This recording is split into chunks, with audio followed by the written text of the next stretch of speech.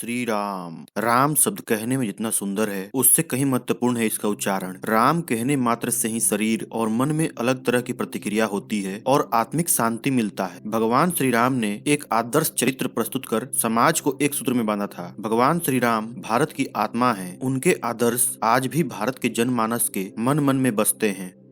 आइए इस वीडियो में जानते हैं भगवान श्री राम से जुड़े कुछ महत्वपूर्ण तथ्य।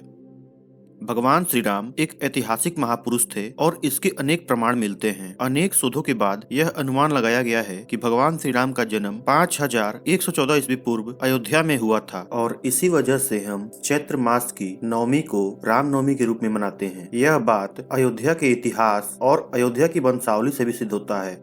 प्रभु श्री राम पे वैसे तो कई ग्रंथ लिखे गए हैं, लेकिन वाल्मीकि कृत रामायण ही प्रामाणिक ग्रंथ माना जाता है। रामायण मूल रूप से संस्कृत में लिखा गया ग्रंथ है। तमिल भाषा में कंबन रामायण, असम में असमी रामायण, उड़िया में विलंका रामायण, कन्नड़ में पंप रामायण, कश्मीर में कश्मीरी रामायण, बंगाली में रामायण पंचाली, मराठी में भवार्थ रामायण आदि भारतीय भाषाओं में प्राचीन काल में ही अनेक रामायण लिखी गई है। मुगल काल में गोस्वामी तुलसीदास जी ने अवधी भाषा में रामचरितमानस लिखी, जो की हिंदी भाषी और उससे जुड़े क्षेत्रों में प्रचलित है।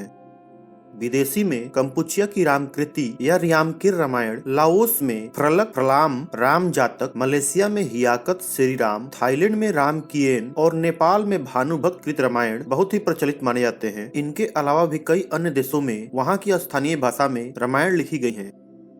क्या आप ये जानते हैं कि भगवान बुद्ध भगवान श्री राम के वंशज थे। वैवस्वत मनु के 10 पुत्र थे। उनमें से एक थे इक्ष्वाकु। इक्ष्वाकु के कुल में रघु हुए। रघु के कुल में भगवान श्री राम हुए। श्री राम के पुत्र कुश और कुश की 50वीं पीढ़ी में शल्य हुए। शल्य महाभारत काल में कौरवों की ओर से लड़े। इन्हीं शल्य की 25वीं पीढ़ी में सिद्धार्थ हुए, जो शाक्य के पुत्र सुद्धोधन के बेटे थे। सिद्धार्थ ही आगे चलकर गौतम बुद्ध के नाम से विख्यात हुए। इनका जन्म नेपाल के लुम्बिनी में हुआ था। सिद्धार्थ के बाद राहुल, प्रसेनजीत, क्षुद्रक, कुलक, सूरत और सुमित हुए। जयपुर राजघराने की महारानी पद्मिनी और उनके परिवार के लोग श्री राम के पुत्र कुश के वंशज थे, जिन्हें श्री राम का 309वां पीढ़ी माना जाता है।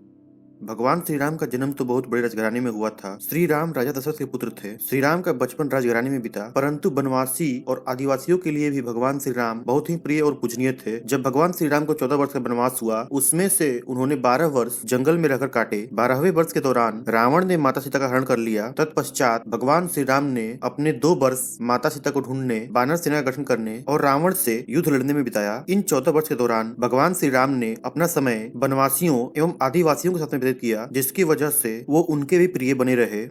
प्रभु श्री राम ने वन में एक तपस्वी का जीवन व्यतीत किया। वे जहाँ भी जाते थे 3 लोगों के रहने के लिए झोपड़ी तैयार करते थे और भूमि पर सोते थे। वे रोज कंदमूल खाकर अपनी भूख मिटाते और प्रतिदिन साधना करते। उनके तन पर खुद के बनाए हुए वस्त्र होते थे। धनुष और बाण से राक्षसों और हिंसक पशुओं का वध कर वे जंगल के लोगों की रक्षा करते थे। इस दौरान उन्होंने देश के सभी संतों और महापुरुषों के आश्रमों को भी बर्बर लोगों के आतंक से बचाया था।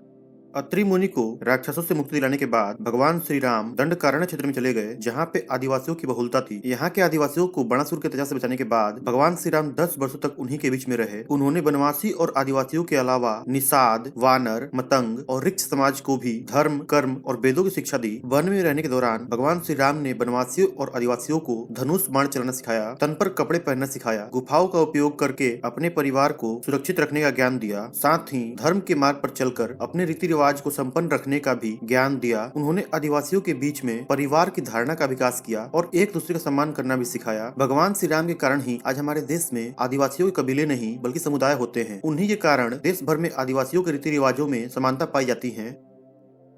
भगवान श्री राम ने ही सर्वप्रथम भारत की सभी जातियों को और संप्रदायों को एक सूत्र में बांधने का कार्य किया। एक भारत का निर्माण कर उन्होंने सभी भारतीयों को एक साथ मिलाकर एक अखंड भारत की स्थापना की थी। भारतीय राज्य तमिलनाडु, महाराष्ट्र, आंध्र प्रदेश, मध्य प्रदेश, केरल, कर्नाटक सहित Nepal, Laos, Kampuchea, Malaysia, Cambodia, Indonesia, Bangladesh, Bhutan, Sri Lanka, Bali, Java, Sumatra और थाईलैंड जैसे देशों की लोक संस्कृति एवं ग्रंथों में भगवान श्री राम इसीलिए आज भी जिंदा है।